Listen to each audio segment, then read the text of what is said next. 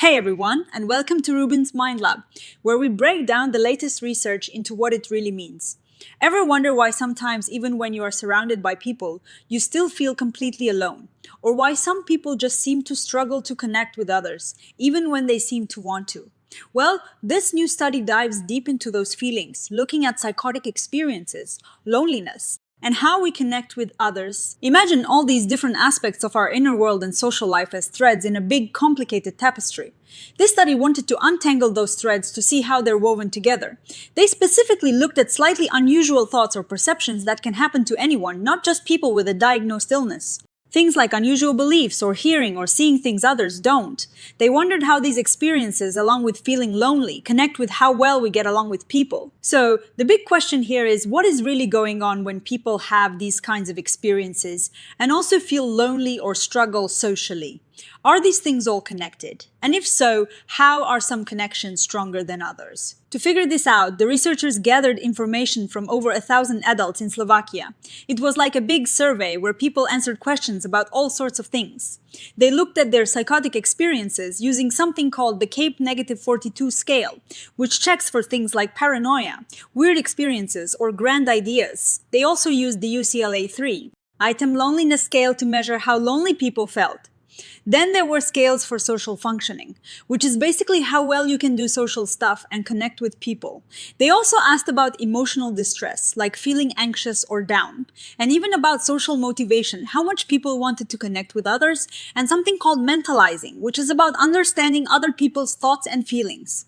It was like taking a really detailed snapshot of their minds and social lives. Now, this is where it gets really cool. Instead of just looking at one thing and another, they used a method called network analysis. Think of it like mapping out a social network. But instead of people, the dots or nodes are all these different experiences, feelings, and abilities we just talked about. The lines connecting them, called edges, show how strongly those things are related, even when you account for everything else. It is a way to see the whole picture, not just isolated pieces. They built a map with 17 different factors, and then looked at all the connections between them, finding 40 important links that weren't just random chance. So what did they find on this map? A few things really stood out. The busiest spots on their network map, the most interconnected points were friendship approach, bizarre experiences, social withdrawal, paranoia, and avolition. Friendship approach means how motivated you are to seek out friendships and make them closer. Bizarre experiences are those unusual thoughts or perceptions. Social withdrawal is when you tend to pull away from others. Paranoia is that feeling of suspicion or mistrust towards others, and avolition is low motivation for goal-directed behavior, often showing up as a lack of initiative. The study found that paranoia was a really strong link to both feeling lonely and wanting to withdraw from people. This makes sense, right? If you are constantly suspicious, you are likely to feel isolated and avoid people, which then makes you feel even lonelier. Avolition, that lack of motivation, was also a big player. Connecting with loneliness and not participating much in social activities. It's like if you don't have the drive to do things, social stuff is probably going to fall by the wayside, making you feel more alone. Something else important that showed up was negative affect, which is basically feeling a lot of negative emotions like sadness or anxiety. This was linked to feeling lonely and also not participating much in things. So, feeling down or worried seems to go hand in hand with feeling alone and disengaged. Social withdrawal itself acted like a bridge. It connected those negative emotional experiences and symptoms directly to not engaging socially and having trouble communicating with people. This suggests that when people pull away, it directly impacts their ability to interact and stay connected. Interestingly, things like hallucinations, hearing, or seeing things that aren't there, and grandiosity, having inflated beliefs about yourself, didn't seem to have as strong a direct link to loneliness or social functioning in this general population sample. The researchers think this might be because in many people these experiences aren't as intense or distressing as, say, paranoia, so they don't automatically lead to social problems. Scroll conclusion, these findings highlight paranoia, social withdrawal, and avolition as central mechanisms connecting PS with social functioning and loneliness. While social approach motivation may serve as a protective factor, per centimeter less, so what is the big takeaway? The researchers are saying that paranoia, social withdrawal, and avolition seem to be the key pieces that connect unusual experiences with feeling lonely and struggling socially.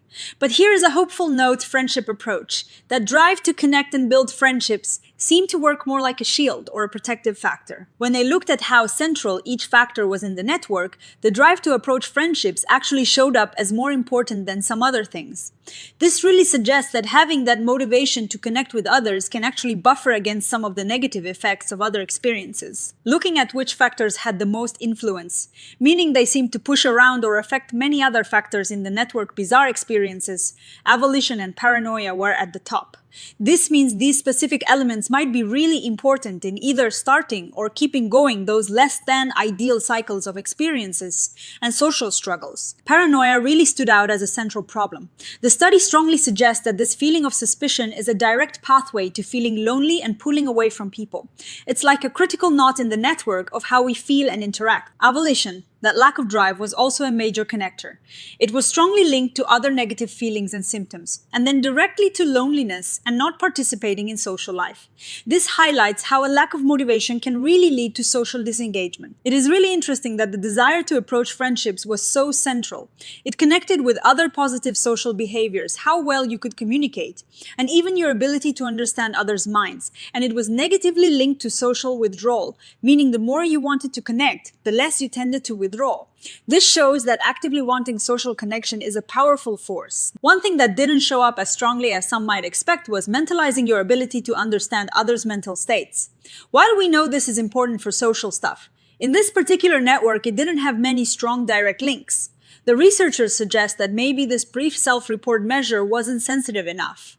Or perhaps mentalizing is more important when problems get more severe, or it works more indirectly. Now, even with these fascinating findings, it is important to remember what this study can tell us. Because everyone was measured at just one point in time, they can't definitively say that, for example, paranoia causes loneliness. It is more like they're all connected, but the exact order or cause and effect might be more complex, or even work in both directions.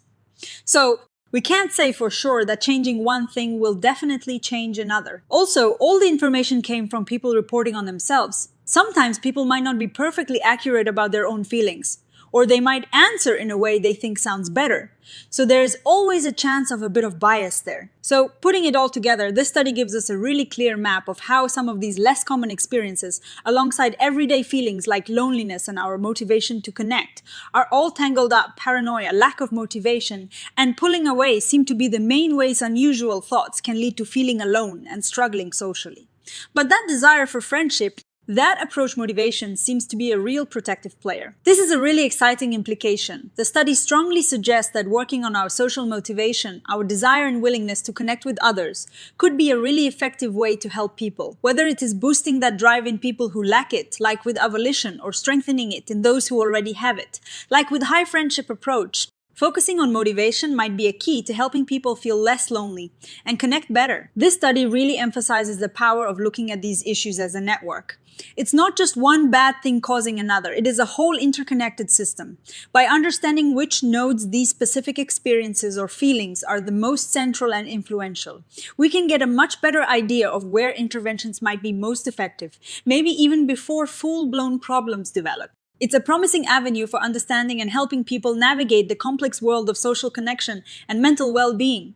What do you think about these findings? Does the idea of a network of symptoms make sense to you? Let me know your thoughts in the comments below. And if you found this breakdown helpful, please give this video a thumbs up, share it with anyone who might be curious about the mind. And don't forget to subscribe to RUBIN'S Mind Lab and hit that notification bell so you don't miss our next exploration into the fascinating world of psychology. Thanks for watching, and I'll see you in the next video.